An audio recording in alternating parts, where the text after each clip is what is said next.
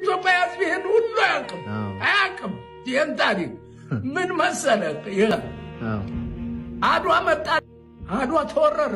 እንዳ ስላሴን ያዘው፣ ጣሊያን ገባ ያዘው። አድዋን ሲይዘው ራስ ጎበና ነበሩ የጦሩ ኬንያ ያዘመቱ። ወደ ኬንያ በፊት ያዘመቱት አድዋ በፊት ጎበና ዳጨ ናቸው ያዘመቱት። እሳቸውን ተውና በምን እንደቀሩ አላቅም። እሳቸውን ተውና ጎበና ዳጨን ተውና ፊታውራሪ ገበየሁን ሾሙ ለአድዋ አዝማች። ንጉሱንም ራሱንም ደጃማቹንም ፊታውራሪው ነው የሚያዘው በጦርነት ጊዜ። ከዚያ ፊታውራሪ ገበየሁን ሾሙ። ሲሾሙ ከዚያም በኋላ ሄዳ ዘመታ ገባ ክተት ተባለ። ከዚያ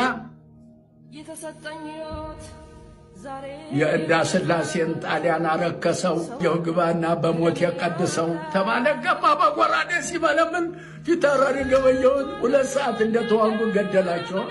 ጣሊያን ገደላቸው። ሲሞቱ ከዚያም በኋላ ጦሩ ይዋጋል። ሲሞቱ ደጃይ ባልቻ ይችን ይሰሙና የገሰግሱ ሄዱና በደድሆ ቅጠል ሽፍን ያረጉና ሬሳቸውን ድብቅ ያረጉና ቶሎ ፊታውራሪ ገበየሁ ራስ አባተን ቀደም ብለውሃል። ፊታውራሪ ገበየሁ ራስ መኮንንን የቀድም ያለው ተከተለኝ ብለውሃል። ፊታውራሪ ገበየሁ ወደ ኋላ የቀረ አይቀጡ ቅጥ ይቀጣል ብለውሃል እያሉ ደጃይ ባልቻ ያዋጉ ጀመር።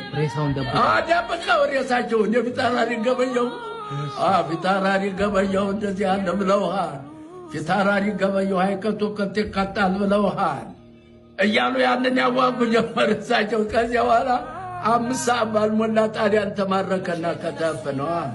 ግን ሆነና ተማርኮ ሲመጣ ፊታውራሪ ገበየሁ ሬሳ ሲያወድቋል ሲያደርጓል። እንዲህ ጌታችን ሞቶ የምን ምርኮኛ ነው በለው በጎራዴ አለ።